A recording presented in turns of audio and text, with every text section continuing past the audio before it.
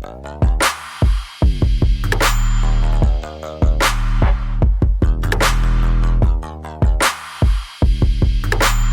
I'm getting mighty tired of your trifling ways and of listening to that jackass Bray.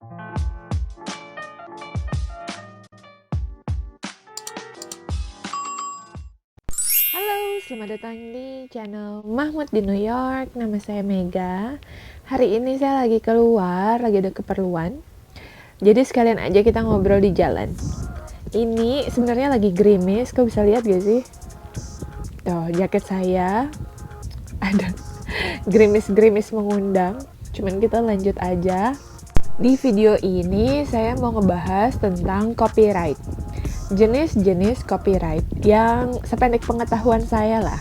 Karena akhir-akhir ini ya saya kena gitu kan. Jadi saya mau sharing buat teman-teman YouTuber atau mau yang bikin video, siapa tahu bermanfaat kan. Oke, lanjut. Copyright itu ada 3 macam.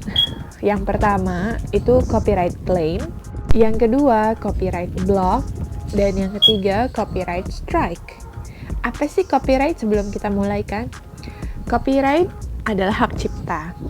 Jadi, hak yang dimiliki oleh si pembuat, entah itu video, entah itu musik, entah itu pokoknya karya apapun.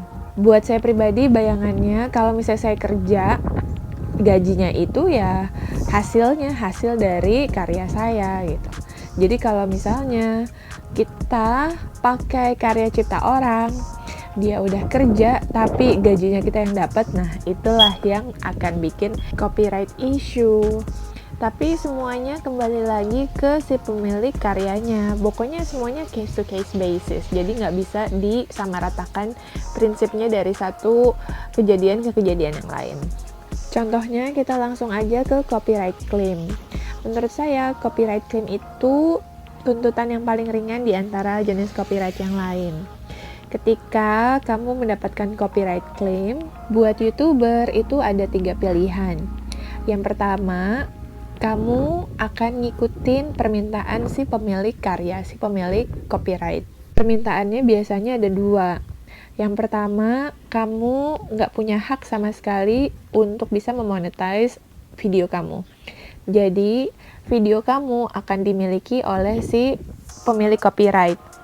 Walaupun kamu pakai video mereka atau karya mereka misalnya cuma 3 menit dari video kamu yang 20 menit, tapi si pemilik copyright akan menggunakan video kamu, menaruh iklan di situ, dan semua uang yang dihasilkan dari video kamu itu buat mereka. Kamu nggak punya hak sama sekali untuk mendapatkan uang dari video kamu itu. Itu yang pertama. Nah, jenis kedua, si pemilik copyright juga mengakui karya kamu. Jadi, mereka juga memberikan sharing revenue atau sharing hasil dari iklan-iklan yang mereka taruh di iklan kamu. Jadi, pokoknya segala video yang kena copyright claim itu mereka yang akan mengatur iklan yang bisa masuk ke dalam video kamu. Kalau memang mereka bilang mau sharing, maka kamu ya tinggal terima jadi aja. Pokoknya kamu tutup mata lah sama video kamu itu. Itu jenis-jenis si claimer, si copyright claimer. Lalu dari YouTube sendiri, kamu mau terima pilihan 2 itu, atau yang kedua, kamu bisa menghapus segala unsur yang mengandung copyright orang lain. Misalnya kamu pakai musiknya, ya berarti bagian dari video kamu yang ada musik itu harus kamu hapus. Atau kamu pakai videonya, pakai gambarnya, jadi bagian dari video kamu yang ada video, gambar, intinya karya orang lain ya harus kamu hapus, dikasih tahu sama YouTube menit keberapa sampai keberapa gitu. Yang ketiga, kalau misalnya kamu yakin kamu tidak mengambil hak orang lain, kamu tidak berniat untuk memiliki karya orang lain, makanya kamu bisa untuk ngeklaim balik. Ngeklaim balik, nunjukin kalau misalnya kamu nggak ada intention sama sekali, nggak ada niatan sama sekali untuk memiliki karya orang itu. Jadi kalau kamu perhatiin, ada di video-video YouTuber itu tulisannya fair use. Menurut Wikipedia, ketika fair use artinya kamu menggunakan karya orang lain tanpa perlu mendapatkan izin mereka, tapi hanya untuk satu, mengomentari, kritik, parodi, untuk memberikan berita, research, atau scholarship. Jadi intinya kalau kamu merasa video kamu bukan bermaksud untuk memiliki atau mengatasnamakan diri kamu terhadap karya-karya orang lain, kamu bisa coba pilihan ketiga, mengklaim balik dan menjelaskan bahwa video kamu itu menggunakan dasar fair use. Nah, hasilnya gimana? Hasilnya balik lagi tergantung si pemilik copyright. Mereka bisa setuju, mereka bisa nggak setuju. Intinya YouTube biasanya akan lebih mendukung si pemilik copyright apapun keputusan mereka. Tapi ya bisalah kamu coba gitu. Nah, ini nanti di video selanjutnya akan saya bahas cara-cara untuk bisa menghindari copyright. Karena saya ngelihat banyak banget YouTuber cerita tentang cara menghindari copyright. Menurut saya udah coba banyak banget yang penjelasannya tidak lengkap. Jadi nanti di video kedua saya rencana bikin yang detail sesuai pengalaman saya. Itu tentang copyright claim. Lanjut kita ke copyright block. Ini saya juga pernah kena copyright block. Sebentar kita nyebrang dulu. Untuk copyright block, kalau tadi copyright claim, kamu masih bisa menayangkan video kamu, masih banyak pilihan, bahkan masih ada kesempatan kamu bisa mendapatkan revenue, keuntungan dari karya video kamu sendiri. Kalau copyright block, itu sesimpel kamu nggak bisa menayangkan video kamu. Udah titik, nggak ada lagi pilihan, kamu nggak bisa ngusahain apapun. Kecuali kamu mau edit lagi video kamu manual, kamu remove semua karya-karya orang itu dan kamu re-upload. Udah titik, segitu aja copyright block. Saya pernah kena ini beberapa kali. Ya udah, tapi berapa kali pun kamu dapat copyright claim, berapa kali pun kamu dapat copyright block, insya Allah itu nggak akan mengganggu channel YouTube kamu. Beda dengan copyright strike. Untungnya saya nggak pernah dapat copyright strike, tapi kalau misalnya ada yang dapat copyright strike itu harus hati-hati. Karena 3 kali kamu dapat copyright strike, artinya channel kamu akan di-terminated, akan dihapus, akan diturunkan, channel kamu ya udah berhenti sampai di situ aja. Setiap copyright strike itu akan dapat period 90 hari. Jadi kalau misalnya kamu dapat strike kedua dalam waktu 90 hari itu tersebut, artinya kamu nggak bisa upload video dalam waktu 2 minggu. Setelah 2 minggu kamu bisa upload video lagi, tapi kalau kamu kena lagi ya udah, tanpa bu, channel kamu akan di-terminated. Jadi bahaya banget copyright strike. Intinya copyright claim, copyright block, copyright strike itu balik lagi ke pemilik karyanya, ke si pemilik karyanya, apa yang mereka mau lakukan terhadap kamu, si pengguna copyright, tanpa izin, tanpa bayar apapun ke mereka gitu.